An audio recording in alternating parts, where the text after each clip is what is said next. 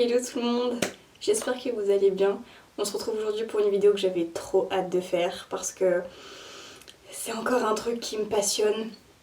C'est sur le sujet du paranormal, plus particulièrement de l'esprit.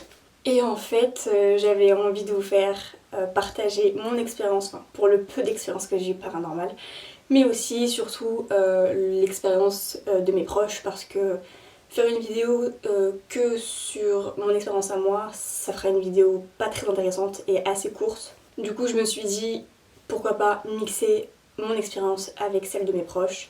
Ça va faire une vidéo assez sympa et j'espère que ça vous intéresse. Donc posez-vous dans votre lit, sur votre canapé et hâte de savoir ce que vous en pensez. En ce qui concerne le petit être que j'ai sur mon épaule, c'est mon oiseau, l'oiseau que vous entendez tout le temps dans mes vidéos qui fout la pagaille. Je l'ai sorti aujourd'hui parce que dans sa cage elle en peut plus et ça fera encore plus de bruit. Je me suis dit que sur mon épaule peut-être qu'elle fera un petit peu moins de bruit, donc je me suis mis un vieux t-shirt parce que c'est un oiseau donc elle fait caca quand elle veut. Donc si c'est pour qu'elle me fasse caca sur ma belle chemise, non merci. Voilà, elle fait plein de bisous. Mais j'ai du gloss sur moi, je vais t'en mettre partout. Et puis peut-être que ça pourra détourner un petit peu l'atmosphère. Donc si vous êtes intéressé par ma vidéo, je vous laisse avec la suite. Alors déjà, petite aparté, j'ai noté tout sur une feuille parce qu'il y a vraiment plein de choses à énumérer, plein de choses que je dois raconter, donc vraiment pour pas oublier, si je regarde en bas, vous inquiétez pas, c'est ma feuille. Donc première histoire que j'ai à raconter sur mon expérience paranormale par rapport aux esprits, c'est que, donc pour vous raconter un petit peu le contexte pour mieux comprendre l'histoire, j'habitais dans une ancienne maison avec ma maman, donc pour ceux qui connaissent Adreux dans le 28. Donc pour vous expliquer, ma maman est agent d'accueil dans un lycée. Donc à la loge en fait, elle travaille juste à l'accueil, à l'entrée du lycée. Et en fait, du coup, comme elle travaillait là-bas, elle avait des logements de fonction donc dans le lycée. Et donc du coup, c'est là-bas qu'on habitait avec ma mère au début. Et donc c'est dans cette maison en question que j'ai vécu quelque chose de pas... Enfin, peut-être que c'est pas paranormal du tout, hein, mais personnellement, j'ai trouvé aucune explication à ça. Donc ma mère était du matin, donc on y vit que toutes les deux. Donc elle était du matin, donc d'ouverture, à genre 5h du mat. Et peu de temps après, moi je me réveillais pour aller au lycée à 8h. Et donc je me lève le matin, je me prépare, matinée carrément normale. Je me prépare, je vais dans la salle de bain, ma salle de bain est en haut. Et en fait, en me préparant dans ma salle de bain, j'entends, donc j'étais bien toute seule chez moi, je tiens vraiment à le préciser. J'avais 2 chats, si ça peut aussi aider un petit peu dans le contexte.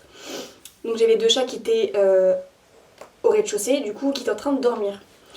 Et en train de me préparer dans la salle de bain, j'entends des bruits qui me semblaient être des bruits de tiroirs qui s'ouvraient et qui se fermaient en permanence.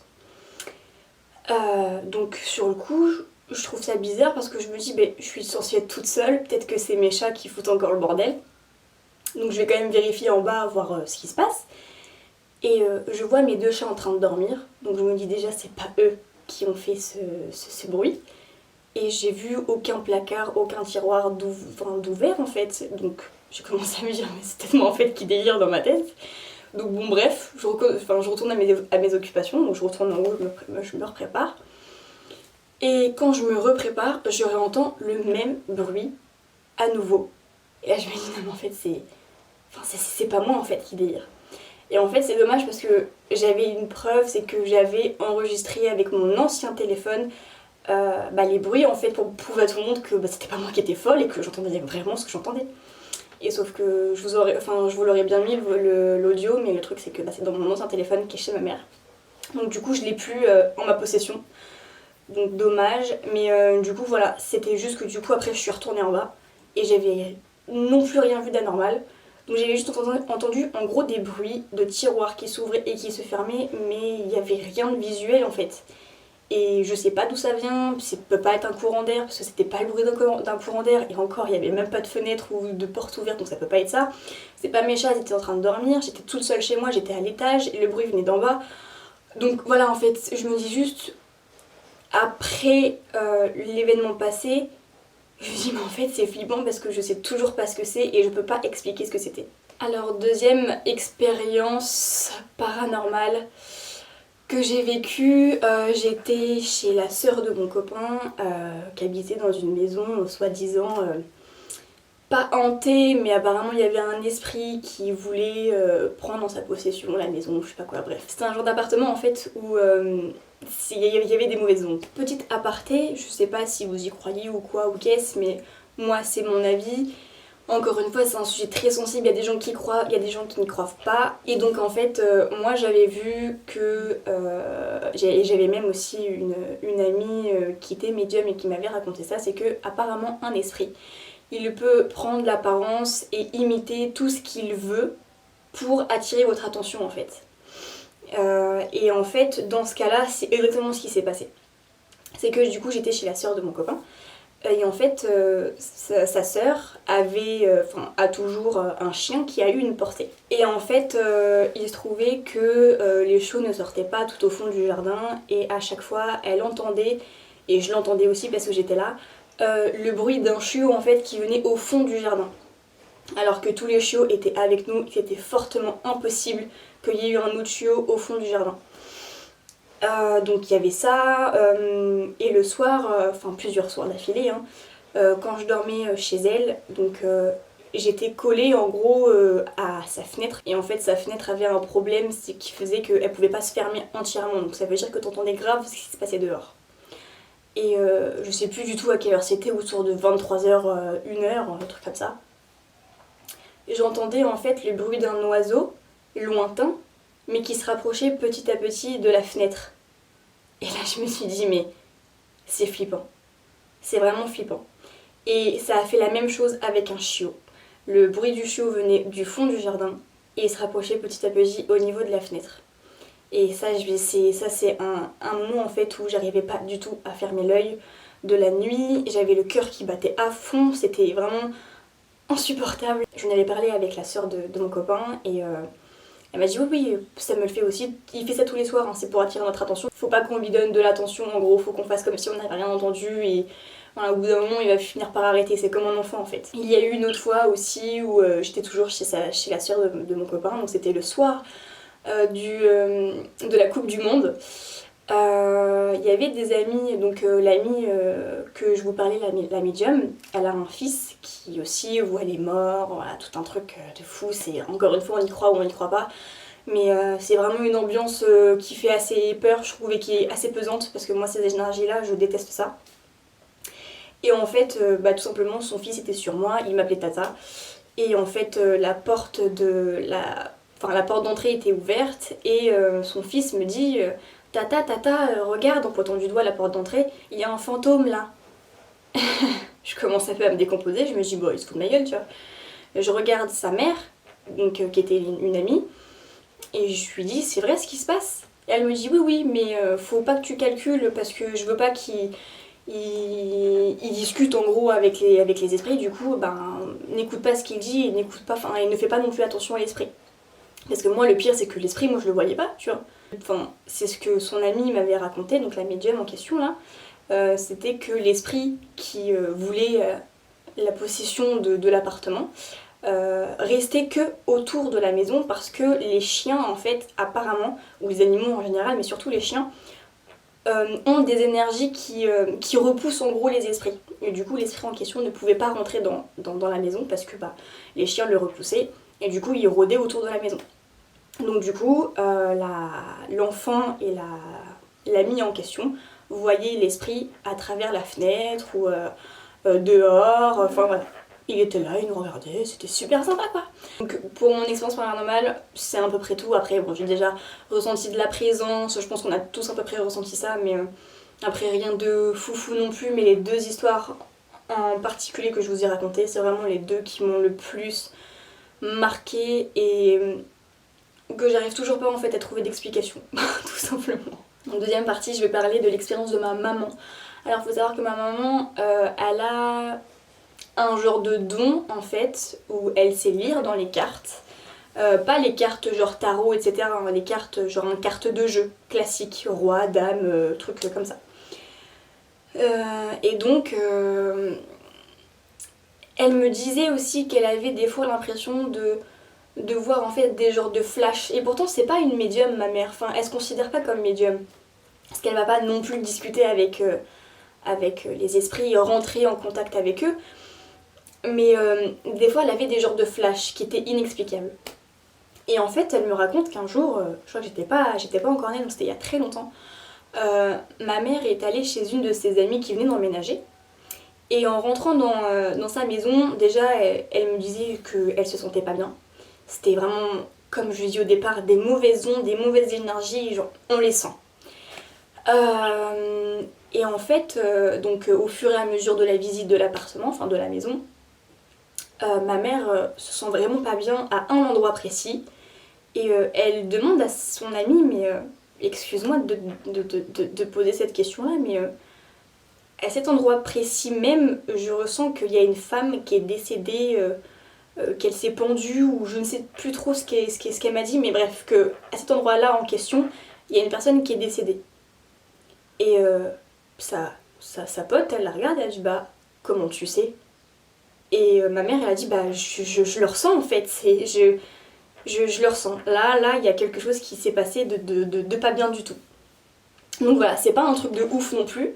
Et d'ailleurs, je pense que ma mère a vécu plus de choses paranormales que moi, mais elle m'a jamais vraiment parlé de tout ça. Parce que je pense qu'elle sait que je suis très croyante à ça. Je pense qu'elle voulait juste pas me faire peur. Je pense que c'est quand même des émotions assez intenses que tu dois ressentir dans ces moments-là. Enfin, moi, j'ai jamais vécu ça, mais je pense qu'il y a plein de personnes qui ont vécu ça parce que là, encore une fois, je fais une vidéo que sur moi, ma mère et mon copain. Mais il y a plein d'autres personnes dans mon entourage qui ont vécu plein d'autres choses.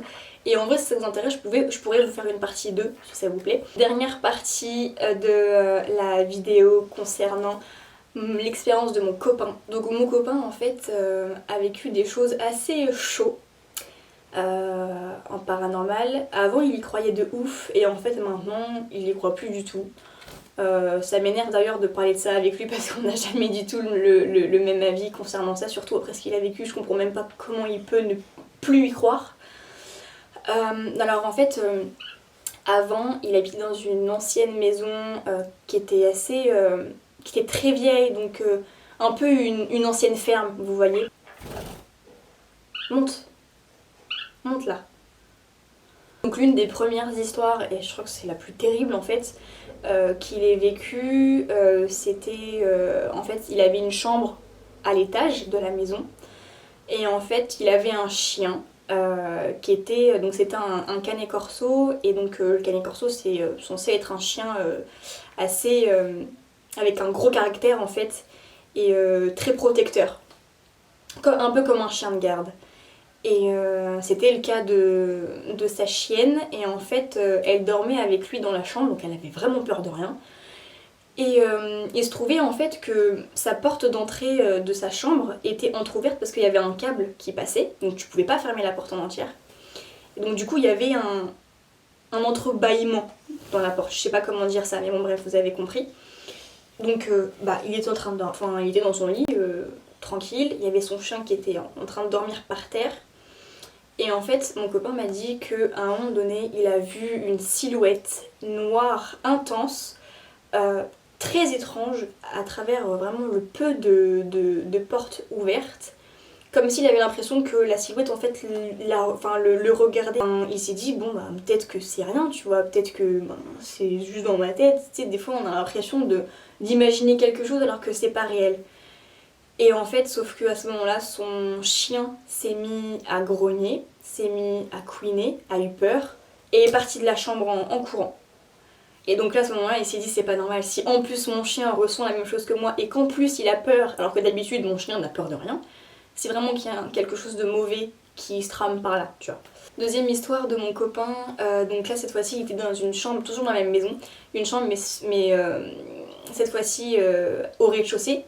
Donc en fait il y avait la partie, sa maison était très grande, mais il y avait une partie de la maison où il y avait un grand couloir et il y avait sa chambre.